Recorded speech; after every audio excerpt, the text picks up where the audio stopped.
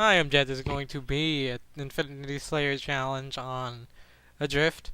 Don't know why I had the challenge, but I do. I want to be accurate with the name of the playlist. Uh, yeah, I kind of gave up on that leaderboard. It was a cool idea, but it's way too hard. If you don't have enough time to play or in the top 288 or whatever, they play quite a bit. I played like all day on Saturday, which is when the 12th, which is when the playlist came out. And they started keeping track of your stats, so I played like almost all day. I came back, looked at the leaderboard, saw where it was. I expected to be, pretty high, and you see where I would go from there. See if I had to play a lot for the rest of the week or whatever, how long the tournament or whatever lasts. I look back, I'm at 1200, so kind of gave up then. That was a little ridiculous. Saw that 288 was 3 times my score. So that wasn't gonna happen. I have to sleep. I have to do that. Sleeping's important. Yeah. So right off the bat, I would like to tell you guys that this is a 3v4 throughout the whole game. For some reason, we are not given another teammate. It's fine though, it all works out. It's a very close game though. We almost lost. I almost checked it at the end, by the way. So I have a saw. The thing with the saw, like I said in my previous video, I think it was the abandoned one. I don't know if it's that one in particular, but I said that you need to burst with the saw. That still holds true, and you saw me do that earlier. I don't know if you'll see it. I think you'll see it from this point actually. You shoot them in the really short controlled burst. I like range like this, perfect, like right there.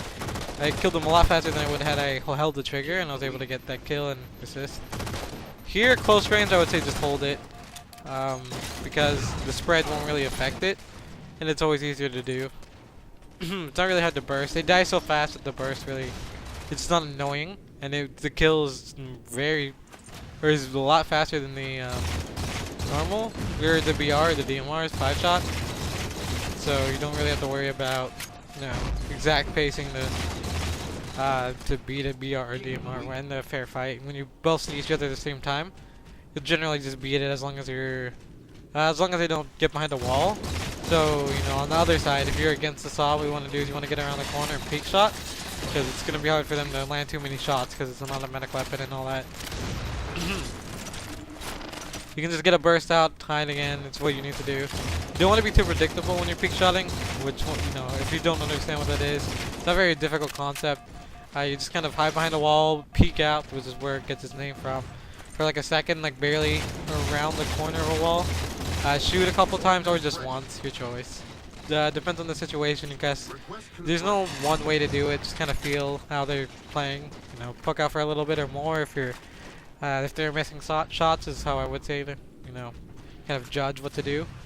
And then you just go back behind the wall, and you keep doing it unless they nade you, which is the one way to beat a guy who's doing that. Everything in Halo has something you can do against it, and something that it's useful against, for the most part. Anything that's worth mentioning. That nade was horrible. You really want to get good at throwing grenades. Personally, I've never been good at throwing grenades. They're not as bad as they used to be. I no longer hit my teammates constantly with them. Back like a year ago, before I started making videos, I would throw nades at myself or my teammates constantly. Back in Halo 3 with the MLG place, I did not get the nicest words for that. When you are getting better, playing MLG custom, I played a decent amount in Halo Reach. I played a lot in Halo Reach, a decent amount in Halo 4, and I mostly just play playlists in Halo 3. And if you're, striving to get better, and everyone is, I still am obviously, you don't expect the nicest people to play with. Obviously, you want to avoid them. When the playlist comes out, that's when it gets really bad, because people in customs tend to be pretty nice. But don't let that get down on you. You're gonna get hate messages. Well, hopefully you won't, but you probably will, because people aren't nice.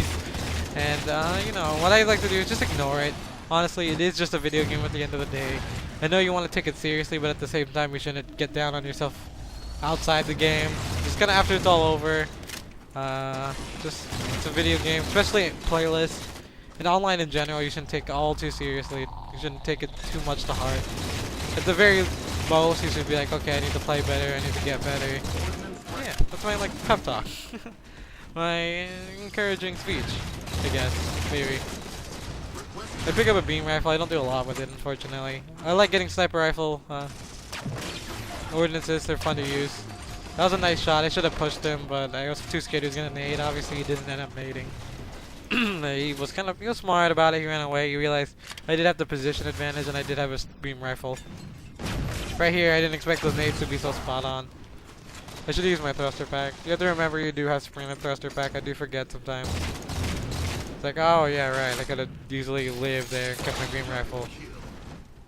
I only use the bolt shot when I feel like I'm scared someone's gonna do it, or it's just an opportunity you can't pass up, like the one that just happened. And obviously, sometimes you can tell they're using a bolt shot. If they're like they run behind a corner and you see their red dot stop and disappear, they're obviously crouching behind the corner with a bolt shot or whatever, or a shotgun, scatter shot, whatever they may have. It's a little annoying, but you get used to the bolt shot. It's not too bad. People use it excessively. That's where it becomes a problem. In maps, they're really prone to it.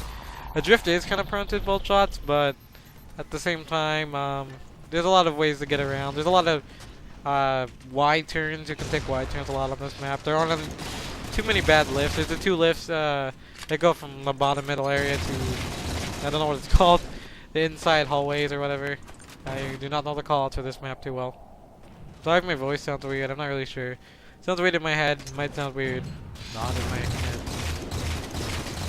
Talking a lot this video. I have a lot to say. Now for another thing. Right as I say that. Railgun's a really good gun. I only pick it because it is an MLG gun, not just as an ordinance as it was at one point, no longer is. But it is a pickup. I know it is on Haven. It's a pretty popular gun to put on maps just because it's unique to Halo 4. It's a really fun gun to use. It's definitely different, adds variety, and that's what we need. Which is why I have done the route where the BR only starts.